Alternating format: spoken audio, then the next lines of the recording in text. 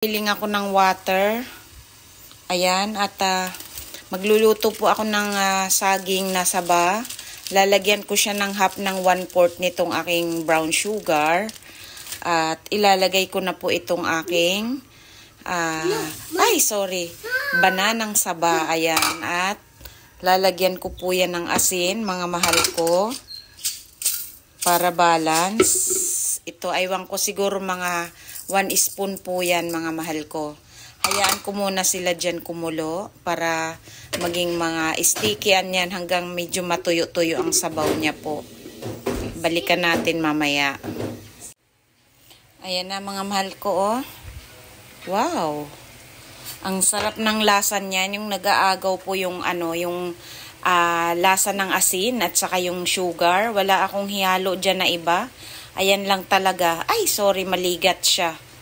Napakaligat, mga mahal ko. Ang sarap. Kakain ako dun sa labas. Tatapusin ko lang ang ligo ni Mika. Ayan, see you outside. Mag-serve na tayo, mga mahal ko. Ayan, naayos ko ng baby Mika ko. Ang sarap naman. Nakakagigil, ang ligat. Yes, kakain na kami ni Mika sa labas. Ayan. Ayoko rin lagyan ng gatas. Ganito lang. Very natural lang siya. Kasi nga hindi naman ako mahilig sa malamig. Ayan. Let's eat na outside. Ayan si baby Mika, oh, bagong ligo. Pangalawan niya na po yung kanyang banana shake.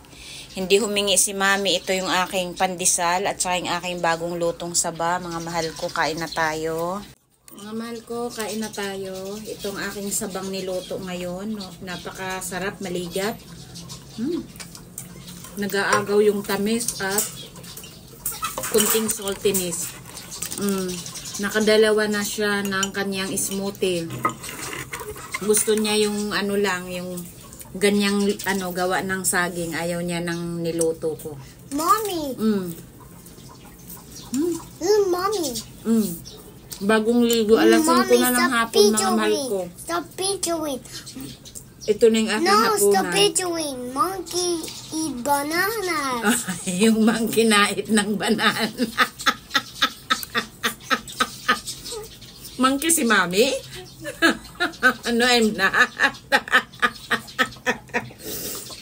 Ang isip talaga nitong batang to.